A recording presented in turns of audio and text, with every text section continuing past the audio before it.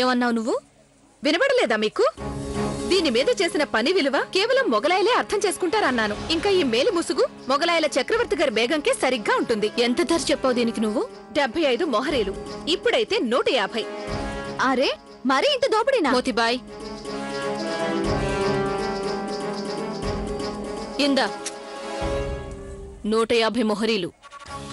ఒప్పుకోవాల్సిందే, ఇదేగా రాకుమారి అంటే.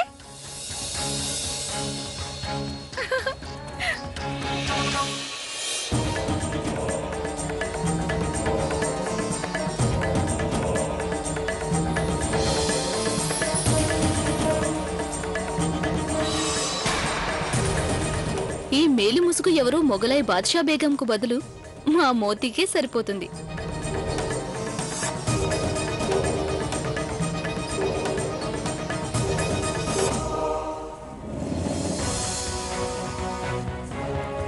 రాజ్యపుత్రపు స్త్రీలు మొగలాయి సామ్రాజ్యపు రాకుమారుల కంటే తీసిపోయినవారు కాదు. ఈ సంగతి తమరు గుర్తుంచుకుంటే మంచిది.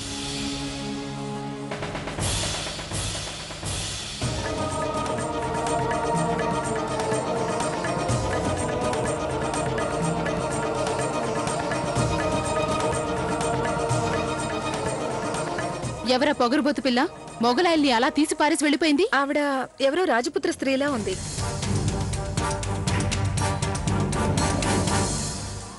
చక్రవర్తి గారు వేటకు సిద్ధముగా ఉన్నారు.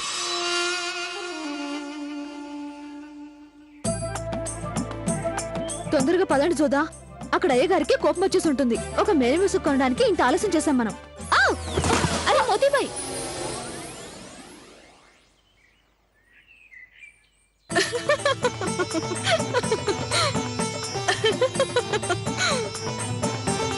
లే లే లే మోతీబాయ్. నా మొహం చూస్తే అంత నవ్వుతుందో తమరికి? అబ్బే అది కాదు, నీ మొహం చూసి నవ్వడం లేదు నేను. ఇదిగో ఈ 150 మొహరీల మేల ముసుగు చూసి నవ్వొచ్చింది. చూడు ఎంత మట్టి కొట్టుకుపోయిందో. దేని గురించి మీ బాధంతా? నేను పడిపోయినందుకు కాదు. అరేరే మరీ అంత ఏడవకు. అటు చూడు ఏదో చెరువునట్టుంది. ఒక పని చెయ్యి, అక్కడికి వెళ్ళి నీ ముఖాన్ని ఈ మేలి ముసుగుని శుభ్రం చేసుకునిరా. వెళ్ళు, త్వరగా వెళ్ళు.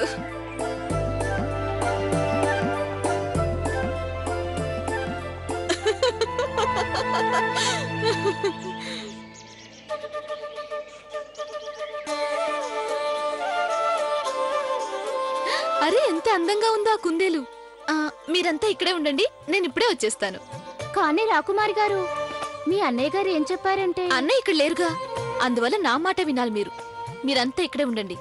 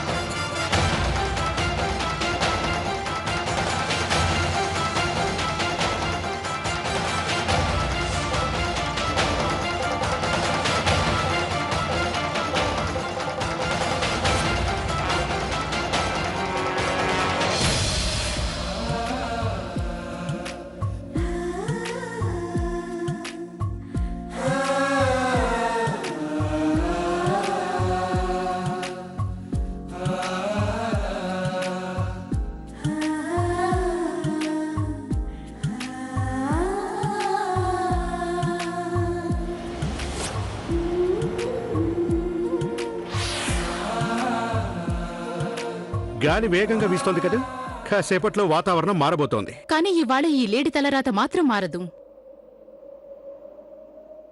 ఇవాళ దాని తలరాతలో నా చేతుల్లో చావాలని రాసిపెట్టుంది.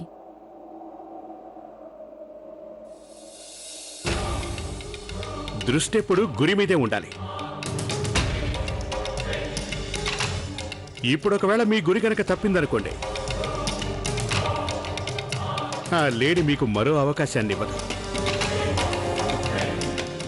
అవకాశం దానికి నేనివ్వను. అది చెప్పినంత తేలిక కాదు.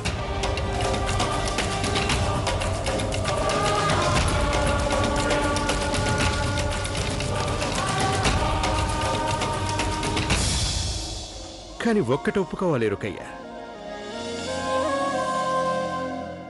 మీరోసారి గాలి పీల్చండి. గాలిలో ఏదో మార్పు కనిపిస్తోంది కదా?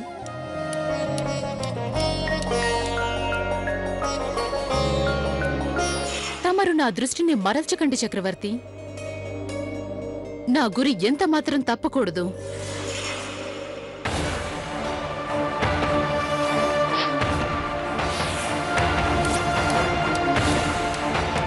దేవుడా, వాళ్ళు దాన్ని చంపేసేలా ఉన్నారు. నాకు కొంచెం సాయం చేయి దేవుడా. ఇంతకు ముందు విల్లు ఎక్కుపెట్టినప్పుడు నాకేదో భయం వేసింది. ఎందుకంటే మీరు దేనికో తటపటాయించారు. ఒక్క క్షణం మీ గుండెల్లో కూడా హృదయం ఉన్నట్టు నాకనిపించింది. మళ్ళీ అదే మాట. మేము యుద్ధంలో ఎందరో సైనికుల్ని చంపిన వాళ్ళం. ఈ లేడి బతుకెంత?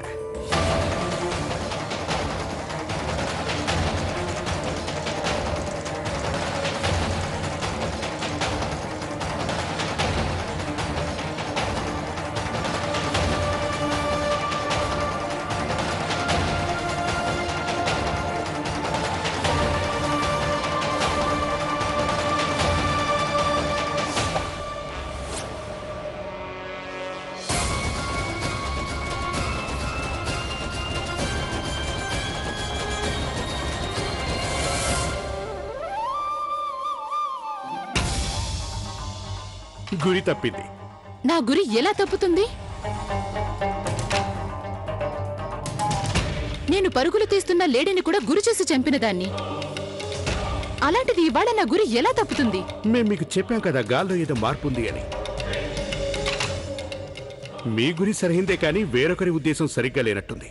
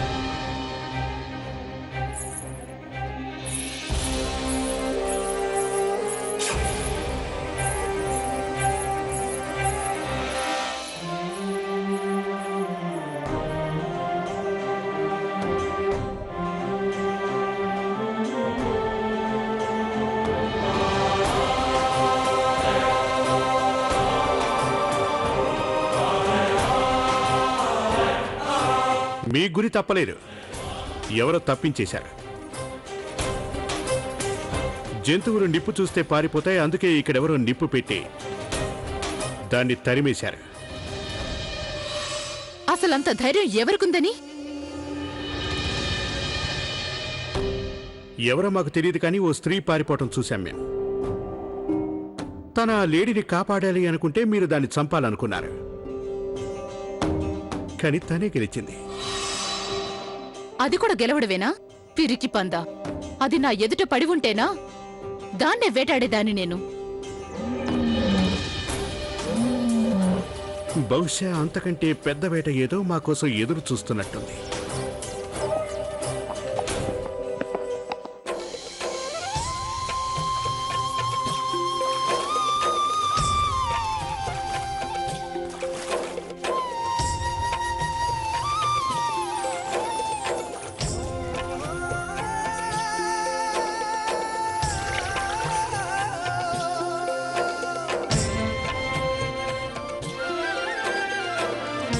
ఎవరి కోసం ఎదురు చూస్తున్నావు జోదా? సుజామాల కోసం ఎదురు చూడాల్సిన అవసరం లేదు. తను రాజద్రోహం చేశాడు. ఏ మొహం పెట్టుకుని ఇక్కడికి వస్తాడు? రాజు పట్ల బాధ్యత నిర్వర్తించలేనివాడు చెల్లెల పట్ల బాధ్యత ఎలా నిర్వర్తిస్తాడు? రా, వచ్చి నీ పూజ పూర్తి చేయి.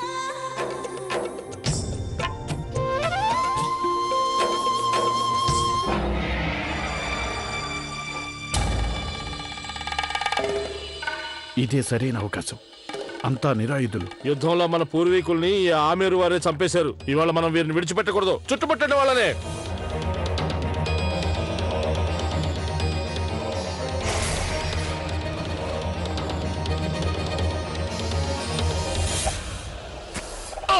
అన్నయ్య, అన్నయ్య, అన్నయ్య,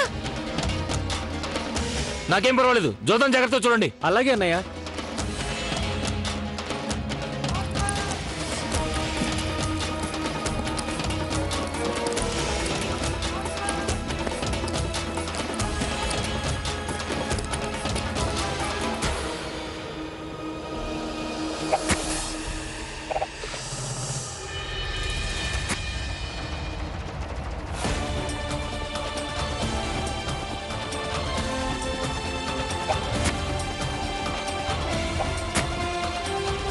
సుజామల్ అన్నయ్య,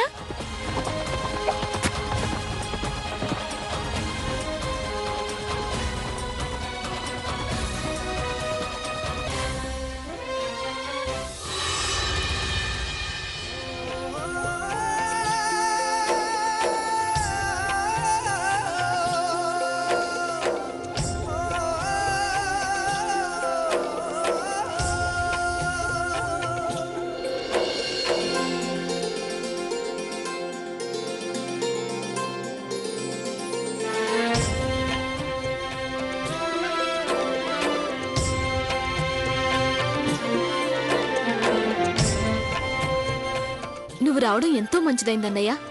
నువ్విక్కడికి తప్పకుండా వస్తావని నాకెంతో నమ్మకం ఉంది. రాకుండా ఎలా ఉంటాను జోదా? నువ్వు అన్నయ్యల కోసమేగా పూజ చేసావు. అన్నయ్యగా ఉండి నేను రాకుండా ఎలా ఉంటాను? ఎలా ఉన్నావమ్మా? చిన్నాన్నగారు నీకోసం వరుణ్ణి వెతికారటగా?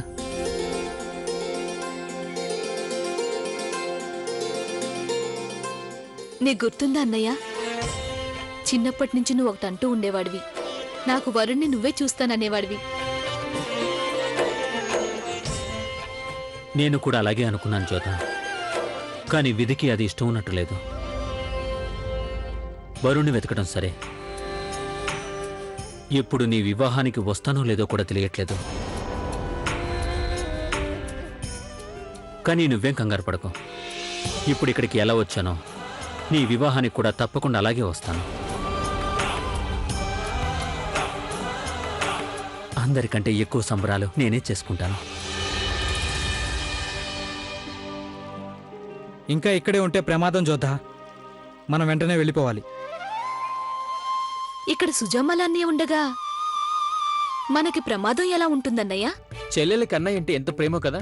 మరి అన్నయ్య ఏమో ఒట్టి చేతులతో వచ్చాడు చెల్లెల్ని కలవటానికి. ఇలాంటి రోజున ఒక చెల్లెలికి అన్నయ్యల బతుకుల కంటే గొప్ప కానుక వేరే ఏముంటుంది?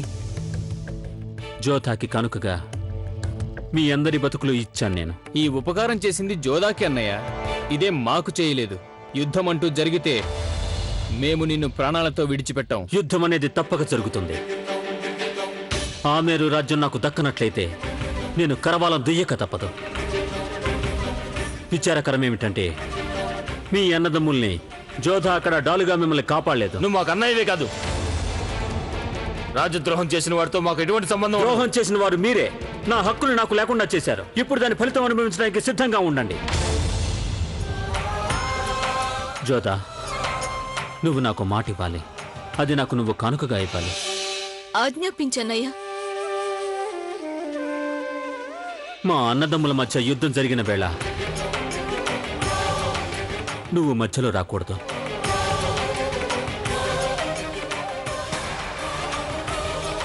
పద, యమవిధి తంతు పూర్తి చేయి. మీరు కూడా మాతో పాటు రండన్నయ్యలు.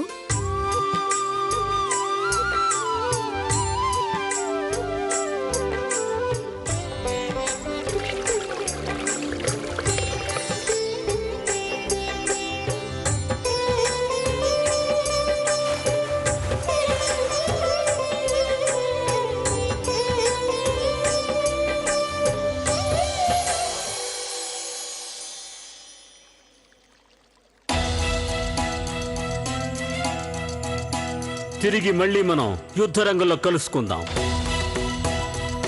సిద్ధంగా ఉండండి. నేను ఆమెను తిరిగి తీసుకోవడానికి త్వరలోనే వస్తున్నాను.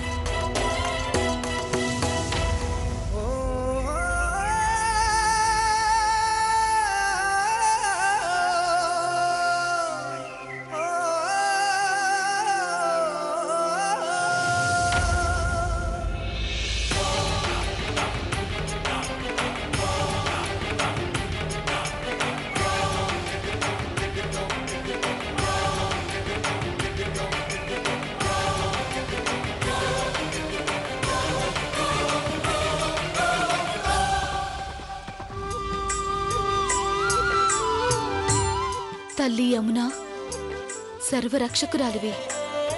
మా అన్నయ్యకి ఎలాంటి ఆపద రాకుండా చూడు.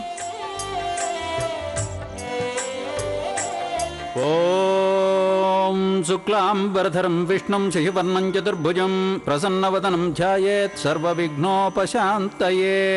ఓం. మీ అందరి యాత్ర శుభకరమగుగాక. ఇక మీరందరూ బయలుదేరొచ్చు. మీరు గనక తీర్థస్నానాలు చేయదలుచుకుంటే మాకు సుంకం చెల్లించాలి. ఇవ్వండి.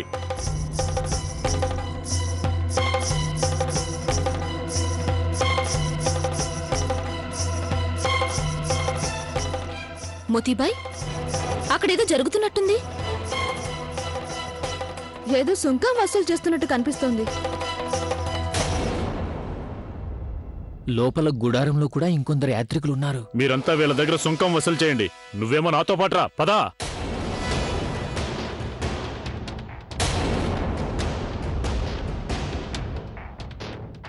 మీరెవరు ఇక్కడి నుంచి వెళ్ళడానికి వీల్లేదు. ఎందుకు వెళ్ళకూడదు? వీళ్ళందరూ తీర్థయాత్రకు వెళ్తున్నారు, యుద్ధానికి వెళ్లడం లేదు. తీర్థానికి వెళ్ళడానికి ముందు మీరు మాకు తీర్థ సుంకాన్ని చెల్లించాలి. జోదా, మీరు కల్పించుకోకండి. ఎందుకు ఈ విషయంలో ఈ అన్యాయం చేస్తున్నారు? దైవ దర్శనం చేసుకోనివ్వండి. మాకు తీర్థ సుంకాన్ని చెల్లించే వరకు మీలో ఎవరిని పంపించబోము. ఏంటలా వ్యవహరిస్తున్నారు మీరు? తీర్థయాత్రకు వెళ్ళడానికి కూడా సుంకం చెల్లించి వెళ్ళాలా? ఇది ఎవరు పెట్టిన నిబంధన? మొగలాయల నిబంధన.